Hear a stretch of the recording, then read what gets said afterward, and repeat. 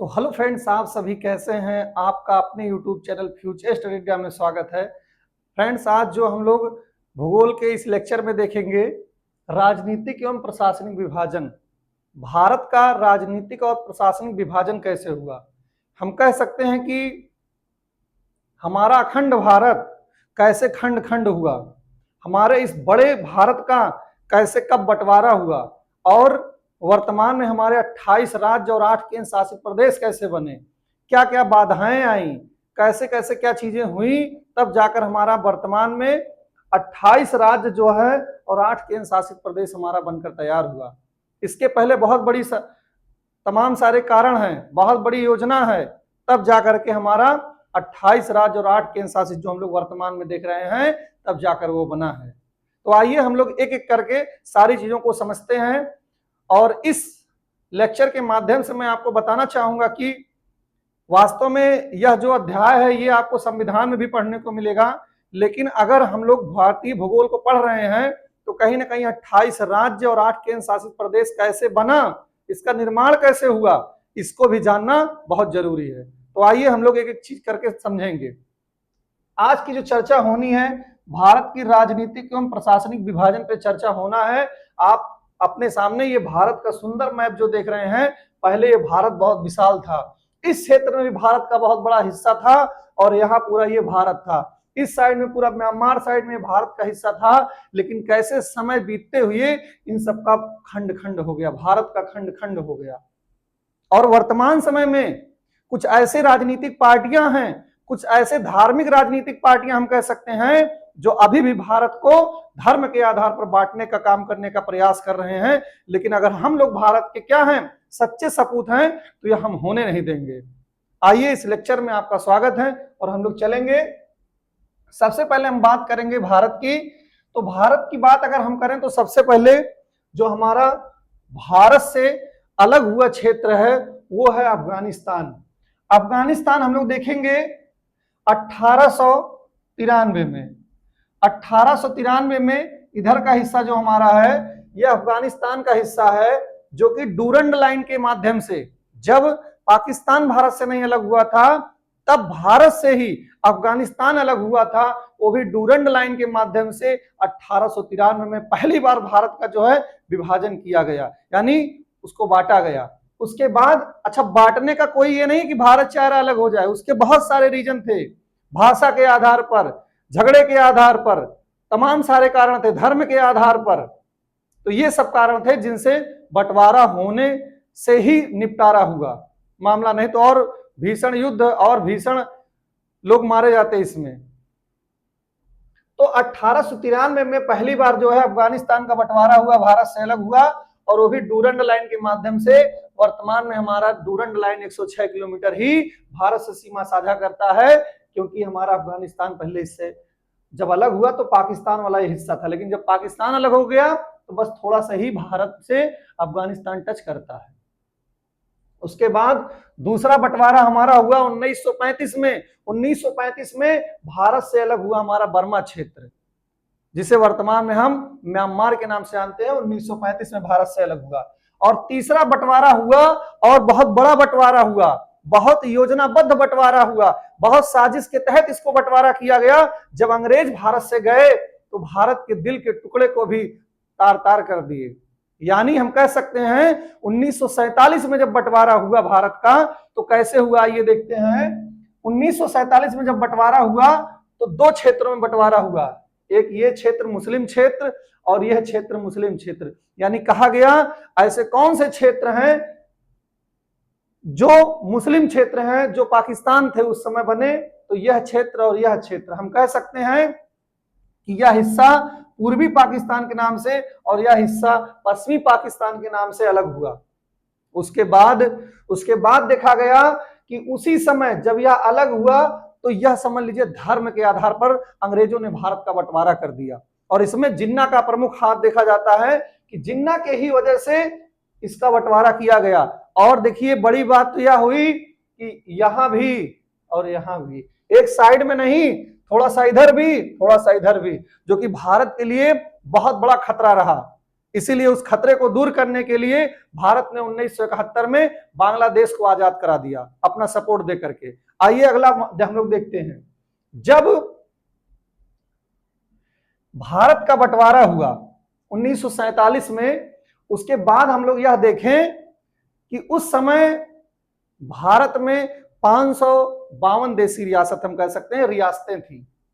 1947 में जब देश आजाद हुआ और बंटवारा हुआ, उसके बाद जब राज्य संघ राज्यों का बनाने का समय आया कि अब नए नए राज्य कैसे बनाए जाएं, तो उस समय देखा गया 552 जो हमारे देसी रियासत थे यानी रियासत थे, उनको अब जोड़ने का काम करना है भाई। और जैसे अपना जो क्षेत्र वो तो है ही, लेकिन रियासतें, राजा रजवाड़ों की संख्या कितनी थी? 552 जो हमारे देसी रियासत थे।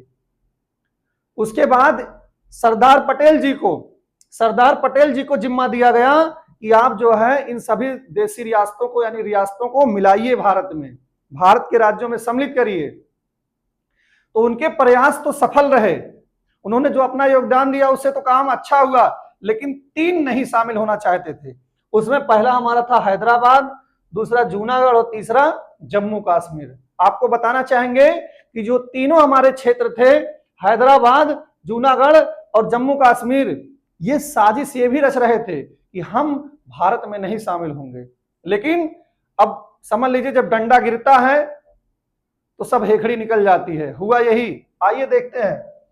सबसे पहले हैदराबाद अगर हम लोग देखेंगे तो हैदराबाद हमारा क्षेत्र यहां पड़ता है, इस क्षेत्र में हम कह सकते हैं यहां हैदराबाद क्षेत्र था।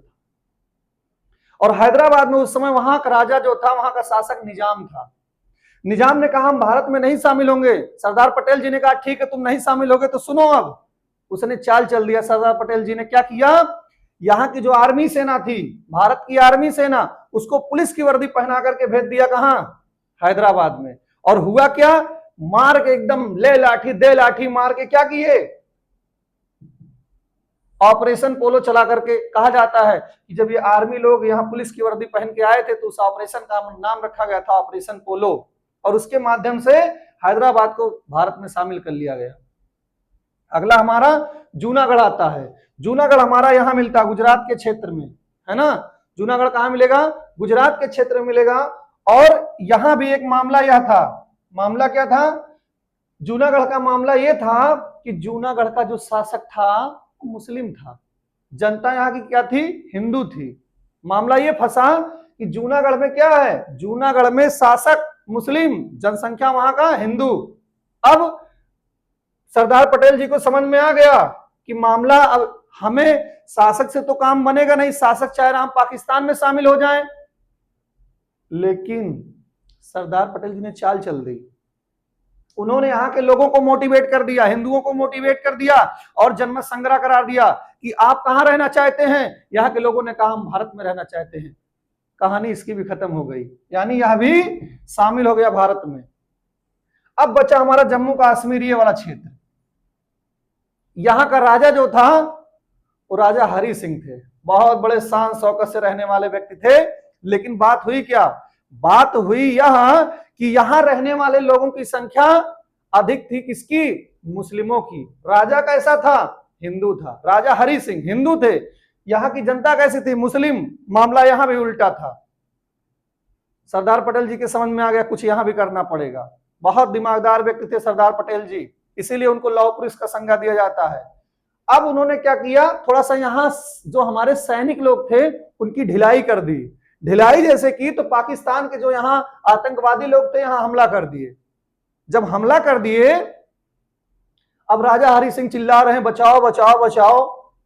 अब भाई कौन बचाएगा? यहाँ के लोग जाना चाहते थे पाकिस्तान में, लेकिन हरि सिंह चाहते थे ना हम पाकिस्तान में जाएंगे ना हम भारत में शामिल होंगे, हम तो स्वतंत्र रहेंगे। अरे तुम स्वतंत्र कैसे रहोगे? पाकिस्तान तुमको मार नहीं देगा। बात वही हुई कि जब यहाँ के आतंकवादी यहाँ हमला किए तो वो शरण लेने के लिए भाग कर आए जवाहरलाल नेहरू के पास। जवाहरलाल नेहरू कहा भैया तनी हमको शरण दिया, कहें ऐसा नहीं शरण मिलेगा, आप पहले भारत में शामिल हो जाइए, भारत के राज्यों में आप शामिल हो जाइए, आपको पुलिस सेवा मिलेगी, आपको सुरक्षा मिलेगा। उसके बाद हरि सिंह ने क्या किया? हाथ मिला लिया। किससे? सरदार पटेल जी से। सरदार पटेल जी से हाथ मिला लिया। और यहाँ की सेना, भारतीय सेना जब पहुंची यहाँ पर जम्मू कश्मीर में, मार मार के खदेड़ खदेड़ के सबको भगाई। लेकिन उसके पहले ही, सेना भेजने के पहले ही सरदार पटेल जी विलय पत्र पर सिग्नेचर करवा लिए थे कि आपका जम्मू कश्मीर हमारा एक राज्य है। तो कह सकते हैं हम विलय पत्र के माध्यम से जम्मू कश्मीर को भी भारत में शामिल कर लिया गया। उसके बाद आइए देखते हैं, कहानी आगे बढ़ी। जब कहानी आगे बढ़ी तो लोगों के अंदर ये हुआ, अब जैसे यहाँ के जो लोग थे अब वो चाहते थे कि कुछ और परिवर्तन हो, कुछ चीजें और बने। तो धीरे धीरे सबके माइंड में वहां के लोगों के लिए चलने लगा कि अब जो है नए नए राज्य कैसे बनेंगे। समस्या आई तब जब मामला आया भाषा के आधार पर राज्यों का पुनर्गठन। हम लोग देखेंगे भाषा के आधार पर राज्यों का पुनर्गठन, और इसमें हमारे 4 राज्य हैं जो भाषा के आधार पर बने थे। पहला हमारा है आंध्र प्रदेश, दूसरा हमारा महाराष्ट्र गुजरात, और तीसरा हमारा इसमें हरियाणा है। ठीक है, तो इसमें हम लोग ये देखेंगे कि 1953 में, अच्छा इसको बताने के पहले एक आपको कहानी बता देता हूं, उस कहानी को भी देख लीजिए। जब 1947 में ये सब सारी चीजें हो गई, उसके बाद 1948 में भाषा के आधार पर राज्य बनने की बात आई। अभी यहां नहीं चलेंगे कैसे बना, इसके पहले वो अभी स्टोरी है।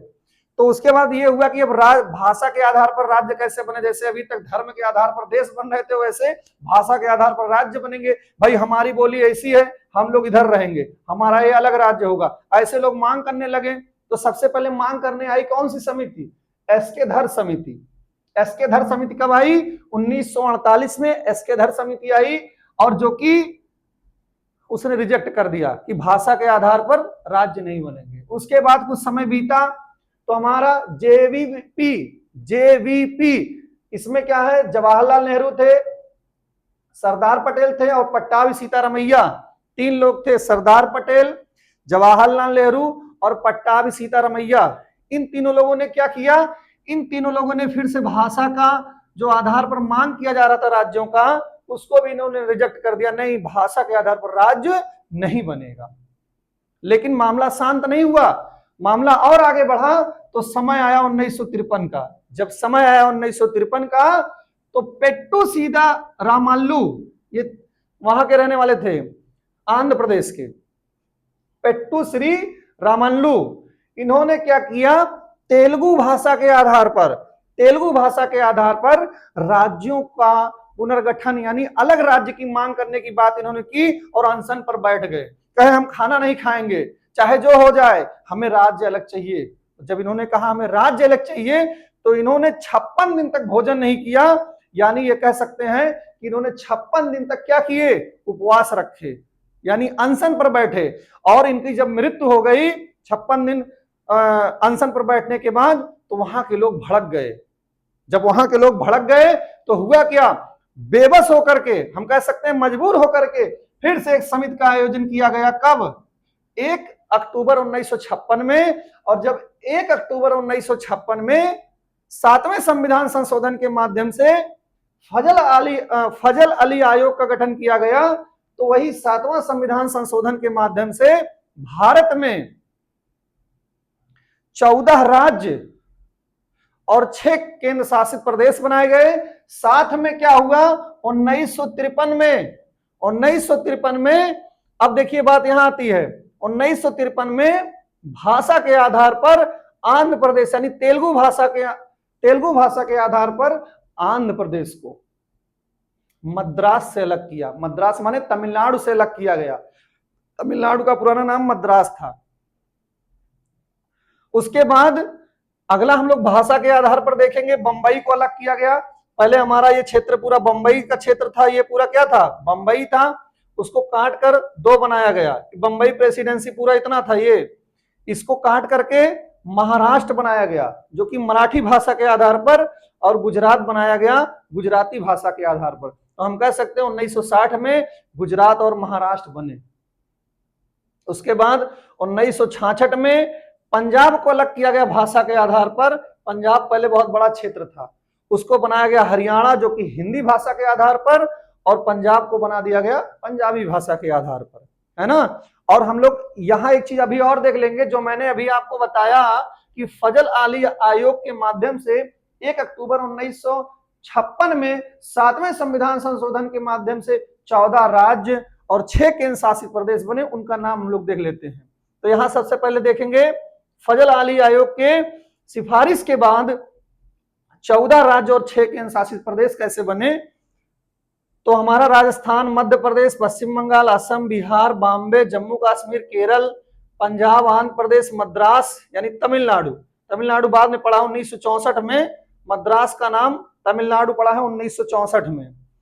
उसके बाद मैसूर है, कर्नाटक नाम पड़ा 1973 में। पहले मैसूर नाम था कर्नाटक का, 1973 में जो क्या बना, कर्नाटक बना। और उड़ीसा। तो हमारे ये 14 राज्य पहले बने।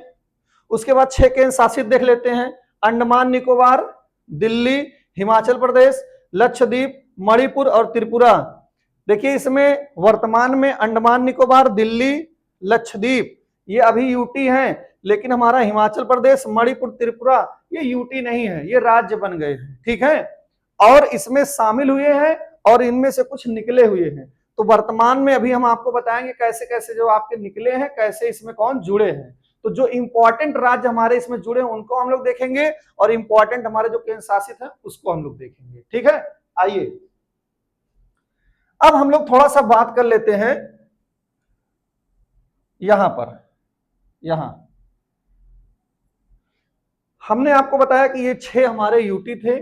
1961 में एक कहानी क्या होती है, यहां हम लोग थोड़ा सा देखते हैं। 1961 में, क्योंकि जो इंपॉर्टेंट राज्य बने हैं उस पर हम लोग चर्चा करेंगे, क्योंकि जो पेपर में आपके आते हैं उसी को आपको तैयार करना है, ठीक है ना। नहीं तो पढ़ने की तो पूरी महाभारत रखी है, लेकिन पढ़ाया वही सही चीजें हैं, पढ़ाया वही जाना चाहिए, या पढ़ना वही चाहिए जहां से पेपर में बने आपके। तो हम लोग देखेंगे 1961 की कहानी क्या थी। जो आप लोग वर्तमान में गोवा देख रहे हो, ये 1961 के पहले, भले ही भारत जो है 1947 में आजाद हो गया था, लेकिन 1961 तक गोवा में पुर्तगाली लोग रहते थे।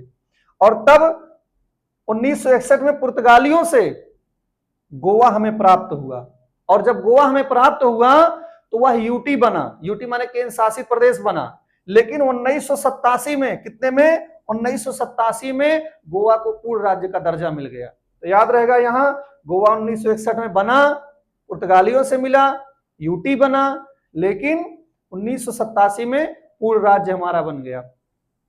अगला हम लोग यही देखेंगे दादरा नगर हवेली की क्या कहानी है। तो यहां भी जो हमारे 1947 के बाद भी यहां हमारे पुर्तगाली थे, रह रहे थे, उनका क्षेत्र था। तो क्या हुआ कि 1954 में दादर नागर हवेली जो है पुर्तगालियों से भारत को मिल गया, यानी स्वतंत्र हो गया। और 1954 से 1961 तक दादर नागर हवेली अपना जो है स्वतंत्र रहा, वैसे रह रहा था। लेकिन 1961 में ये क्या बन गया, अपना यूटी बन गया, ठीक है। अगला एक कहानी हम यहां बताएंगे आपको पुदुचेरी की, पुदुचेरी यानी पांडिचेरी की। तो पांडिचेरी, जैसे मैंने आपको बताया गोवा और पुर्तगाल, ये दादरा नगर हवेली पुर्तगालियों के अधीन था आजादी के बाद भी, वैसे आजादी के बाद भी 4 ऐसे जिले क्षेत्र थे, जिला में हम क्षेत्र कह सकते हैं, जो फ्रांसीसियों के अधीन थे, जिसमें हमारा आता है यमन, और अपना आता है कराईकल, और यहां अपना आता है पांडिचेरी और माहे। एक यहां माहे है जो कि केरल में है, और ये अपना जो है कराईकल तमिलनाडु में है, पांडिचेरी तमिलनाडु में, और यमन कहाँ है, आंध्र प्रदेश में है। तो ये 4 क्षेत्र अपने किसके अधीन थे, फ्रांसीसियों के अधीन थे, जो कि फ्रांसीसियों से 1954 में, कितने, 1954 में ये आजाद करा लिया गया, और 1962 तक अधिकृत रखा गया, मतलब ये भारत के अधीन है। लेकिन 1962 में इसे क्या बनाया गया, 8वां यूटी बना दिया गया, यानी क्या बना दिया गया, इसको संघ शासित क्षेत्र बना दिया गया। संघ शासित क्षेत्र यानी संघ शासित प्रदेश हम कह सकते हैं। और इसमें 4 क्षेत्र शामिल थे, पहला था माहे, कराईकल, यमन और पुदुचेरी, जिसकी राजधानी पांडिचेरी आप याद किए हो। तो ये कहानी हो गई, गोवा की भी मैंने बता दिया, पंजाब की भी आपने देख लिया है ना। हाँ, यहां थोड़ा सा पंजाब देख लेते हैं। 1966 में एक बात और हुई, जब पंजाब को फिर से अलग किया गया। एक बार मैंने बताया पंजाब को अलग किया गया था, यहां और उसी के साथ साथ पंजाब को अलग किया गया था थोड़े समय बाद, तो उसमें से काटकर चंडीगढ़ बनाया गया था, चंडीगढ़ जो कि वर्तमान में अपना यूटी है। तो इतनी कहानी आपको समझ में यहां आ गई, और इतनी कहानी आपको मैंने पहले ही बता दिया। अब हमारी इतनी कहानी और बचती है, क्योंकि श्रेणी क्रम में जब आप पढ़ते हैं तो माइंड में आपके सेट होता है, और वैसे ही पढ़ना चाहिए, लाइन टू लाइन और श्रेणीबद्ध आपको अध्ययन करना चाहिए। आइए देखते हैं। तो 14 राज्य हम आपको यहां बता दिए थे, 14 राज्य।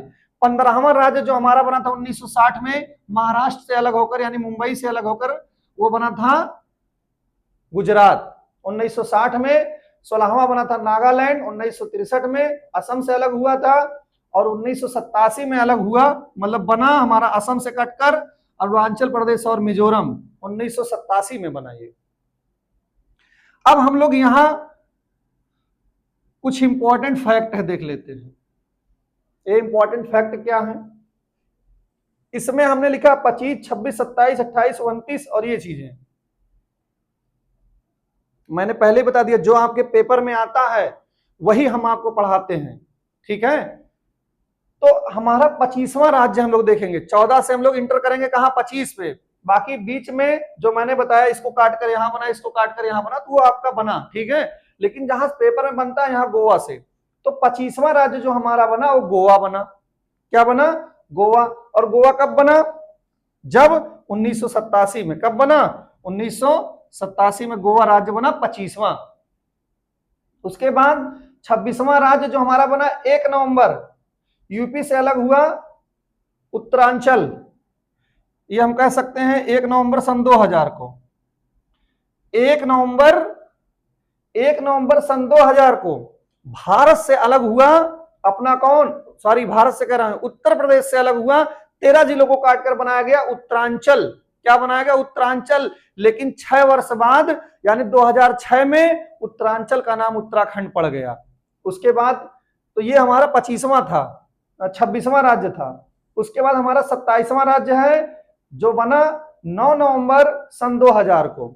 9 नवंबर सन 2000 को बना, मध्य प्रदेश से काटकर छत्तीसगढ़ को। पेपर में 2-3 बार पूछा गया है कि छत्तीसगढ़ का निर्माण कब हुआ, तो 9 नवंबर सन 2000 को, जो कि मध्य प्रदेश से काटकर बनाया गया था, और ये भारत का 27वां राज्य बना।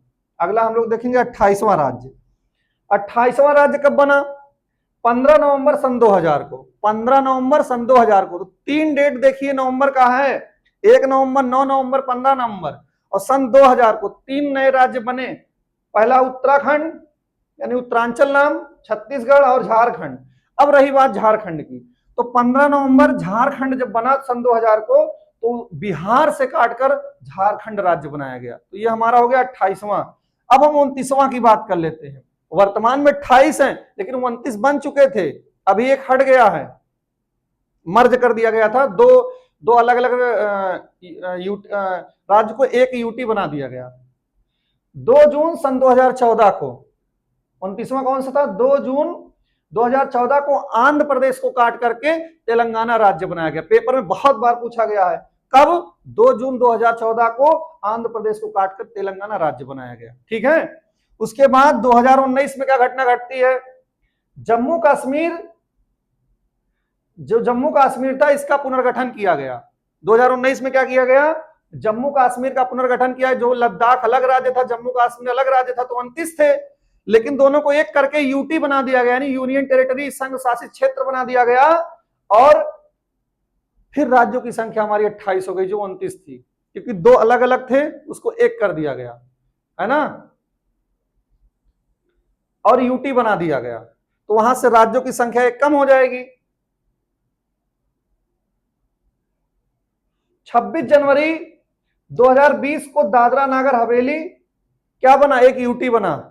अब देखिए यहां से जो एक बढ़ रहा था, यहां से अभी जो राज्य का दर्जा इसको मिला था, अब ये बन जाएगा फिर से यूटी। यानी यहाँ दो हमारे जो यूटी थे ना, दादरा नागर अलग, दादरा अलग था, नागर और हवेली अलग था। दमन दीव अलग था, दादरा नगर हवेली एक, दमन दीव अलग।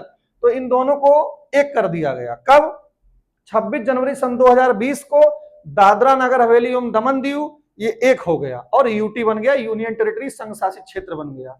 अगला हम लोग ये देखेंगे कि वर्तमान में हमारे कितने हैं, 28 राज्य और 8 केंद्र शासित प्रदेश हैं। मैंने जो महत्वपूर्ण चीजें थी आपके एग्जाम में आने के लिए, जो आपके पेपर में पूछा जाता है, उससे संबंधित जितनी भी पॉइंट्स इसमें आपको मुझे बताना था वो मैंने आपको बता दिया। शेष इससे संबंधित जो और चीजें हैं वो संवैधानिक चीजें हैं, जो आपको मैं संविधान के लेक्चर में आपको पढ़ाऊंगा और डिटेल से। इतने से आपका काम नहीं चलने वाला है, लेकिन वो संवैधानिक चीजें हैं, संविधान से संबंधित हैं, वो भारतीय भूगोल से संबंधित नहीं है। तो वो सारी चीजें मैं आपको कहां बताऊंगा, जब मैं आपको संविधान पढ़ाऊंगा तब। इसमें इतना आपके लिए एनफ है। इस सीरीज में जो आपका राजनीतिक एवं प्रशासनिक विभाजन है, इसमें आपके लिए इतना ही एनफ है। एक चीज थोड़ा सा और बता दूं, वर्तमान में भारत में क्षेत्रफल की दृष्टि से राजस्थान सबसे बड़ा है, और क्षेत्रफल की दृष्टि से सबसे कम देखेंगे तो गोवा है। ये हमारे राज्य की दृष्टि राज्यों में था। अब केंद्र शासित में सबसे देखेंगे बड़ा हमारा लद्दाख है क्षेत्रफल में, यूटी में, और सबसे छोटा हमारा लक्षद्वीप है। बस इतनी चीजें आप तैयार कर लीजिए, आपके लिए इतना बहुत एनफ है इस पॉइंट में।